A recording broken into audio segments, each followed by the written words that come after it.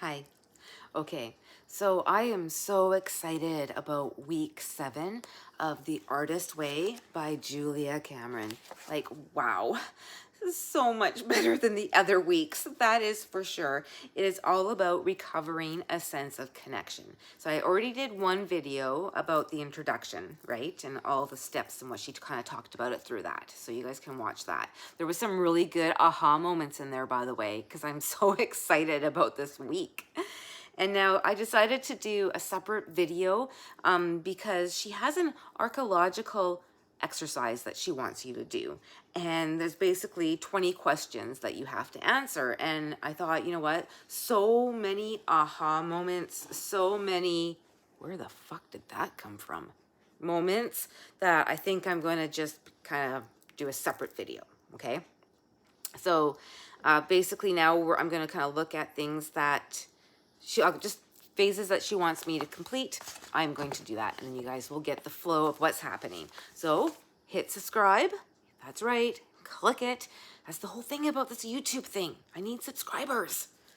All right, let's do this exercise from Julia Cameron, week 7 in the introduction. Number 1. As a kid, I missed the chance to laugh. 2. As a kid, I lacked a language-enriched environment. 3. As a kid, I could have used a big sister. And then I have, wait, what? That's not what I had in my head. In my head, when I read, as a kid, I could have used, in my head, I had mother. But as I wrote, big sister. That's really interesting to me. I'm not quite sure where that came from. 4. As a kid, I dreamed of being famous. I did. Being well known, being heard, being a talker, no, seriously. I wanted to do like radio talk show and then TV talk show, like Donahue and Oprah, but who was the other one? Oh, Sally, Jesse, Raphael. Oh my goodness, did I just date myself? Okay, anyway. So 5. As a kid, I wanted ready? I wanted a strawberry shortcake bed sheet. I know, right? Where did that come from? Well, I know where it came from, actually. I really wanted a strawberry shortcake quilt set for Christmas. And my sibling got one, and all my friends got one, and I didn't. And I asked for one. And that really bothers me. I am 49 years old, and I'm still talking about something that happened when I was, what, 9, 10? I don't know. When did I like strawberry shortcake? Anyway, it really bothered me. Years later, though, oh, what did I get instead? Did you ask? What was that? Oh, yeah. What did like a 9-year-old little girl get when she asked for a strawberry shortcake quilt set? She got Flash Gordon. Yeah, I know, right? But it kind of makes sense years later when I find out why. Anyway. So I thought that was really weird. And I think that really brought up things about, like, why did my sibling get it and I didn't? So I'm not being heard. I'm not being seen. I'm being dismissed and put away. Liked better than me? Like, I don't know. There were some things going on there. I'm not sure. Okay, now the next one. In my house, we never, and I said, had enough trust. No communication. There's always secrets. 7. As a kid, I needed more healthy role models. 8. I am sorry that I will never again see. Here's an interesting one. I'm not sorry. I'm actually really not sorry. If I never see anyone from my past ever again, I am not sorry. But I appreciate all the people that have been in my past, whether they gave me some helpful experiences or not so helpful experiences. I appreciate that they're in my life. I really do. I truly believe that we all have our own path. We all have our own things that we need to go through, and that there's going to be people along the way that are going to help you as you help them, and however long that may look like. And it could be in and out, I don't know, all that kind of stuff. But I'm just saying that people who aren't in my life right now are not in my life right now for a reason. And it doesn't mean I don't care about them or think ill will of them. It just means that this is not the time. And that's okay. And I'm just grateful for the time we did have and that I appreciate. So I'm okay with that. So again, and that whole thing also I wanted to add, because it says, I am sorry that I will never again see, and it says, I am sorry. But again, I don't know that I'll never see them again. No, seriously. Okay, granted, maybe if they're dead, maybe if they're dead, I may not see them again, but maybe I will. And maybe you'll have a better chance of seeing them now that they're dead. Right? So anyway, I don't take that one. Oh, and then also I talk about, we all serve a purpose, like I just mentioned before, right? And so however that may have looked in my life. So I have no sorry there. So that's actually a good feeling. And then the next one, 9. For years, I have missed... ... Oh, for years, I have missed and wondered about... ... And then I was like, oh my God. There really isn't anybody from my past that I think about. Wonder about what they're doing, how their life turned out. Were they with this person? Are they whatever? I don't know. I don't think about it. I really don't think about it. But there's one. There is one person that I think about, not all the time, but just last week, and talk about synchronicity. I was just thinking about him last week, and then this comes up about, for years I have missed and wondered about him. And the thing is, this person that I'm thinking of, I doubt anyone would even think of him. I really do. They'd be thinking of me, they'd be like, okay, who did she date? Who was she with? What? Who? What? They're not going to even think of him, I don't think. Nope. I've never heard of anyone else knowing anything of him. Nothing. Like in over 30 years. It's almost like he wasn't there. It's weird. But anyway. I don't know. I find it weird, but I do think of him. I really do. Anyway, so 10. I beat myself up about the loss of ... Here's another one where I think like, wow. Because seriously, I don't beat myself up about any loss of nothing. So I'm like, And then here's my little spiel that I say about that. Why don't I beat myself up about things that I may have lost, right?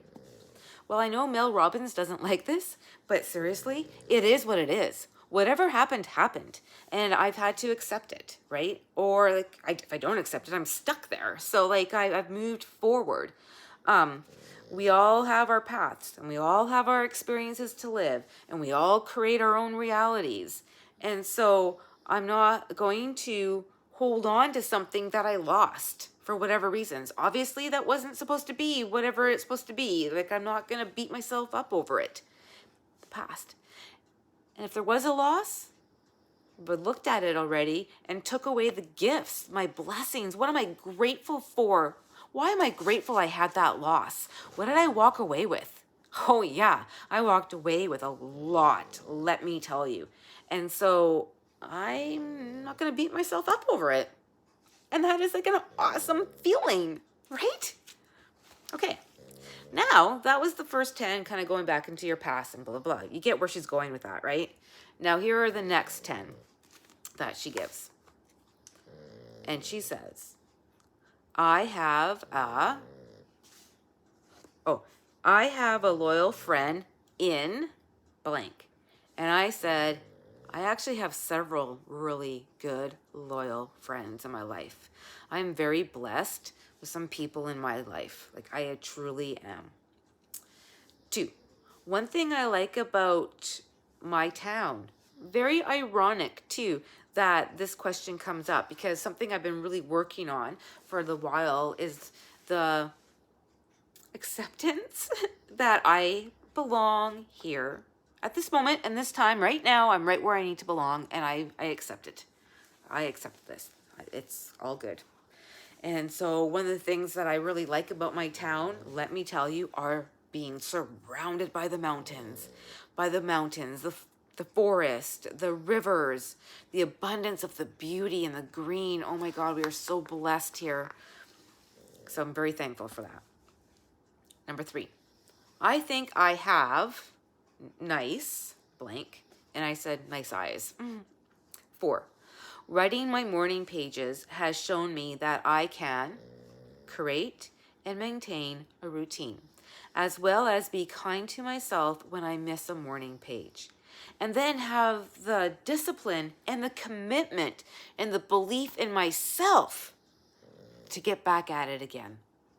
Thank you. High five for that.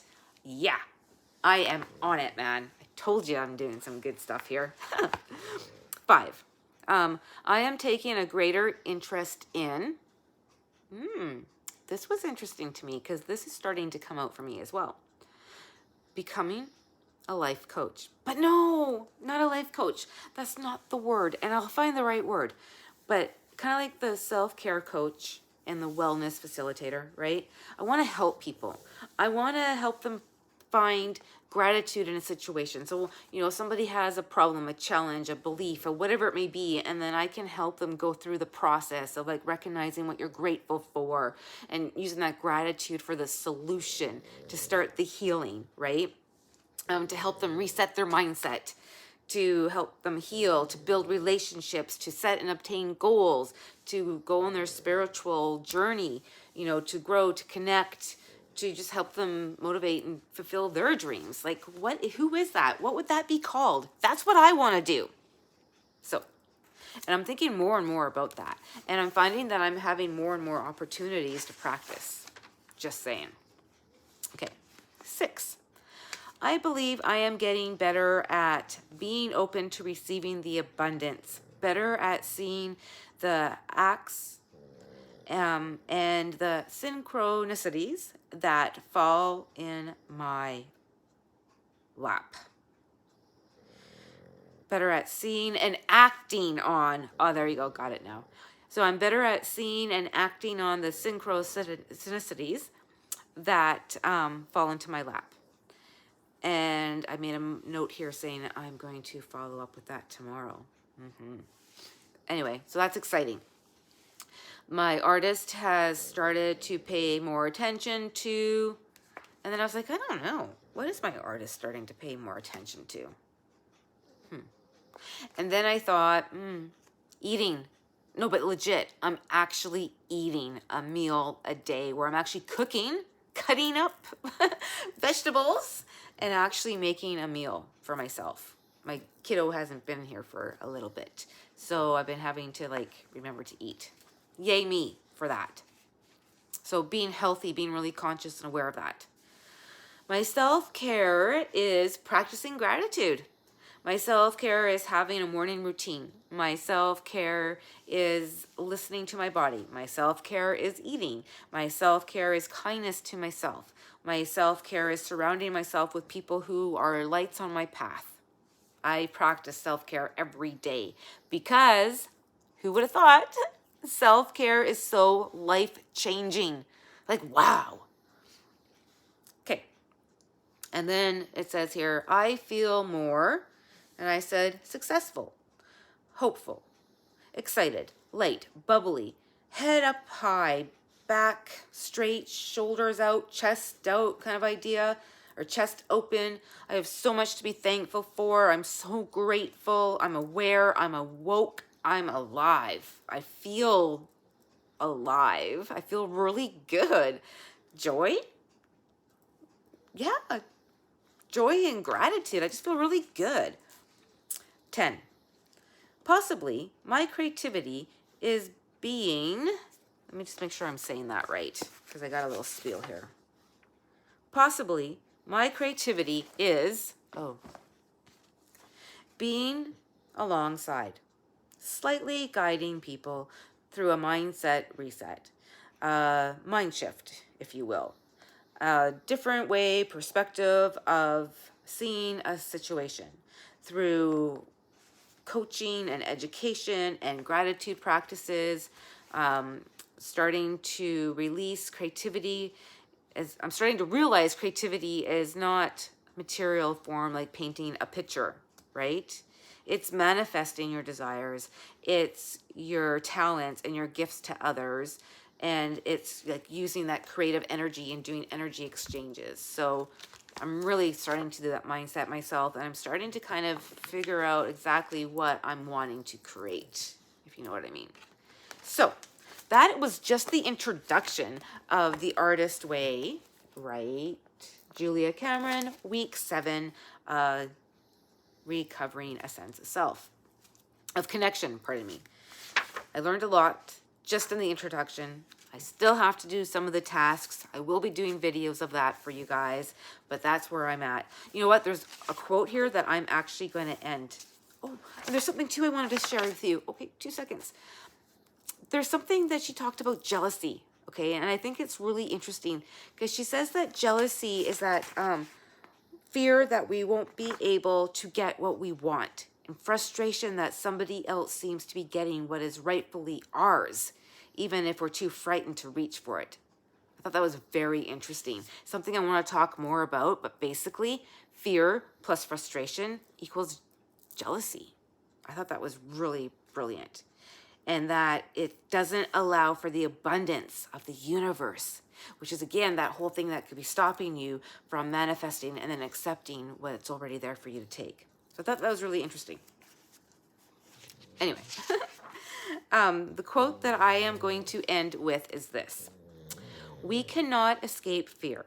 We can only transform it into companion that accompanies us on our exciting adventures.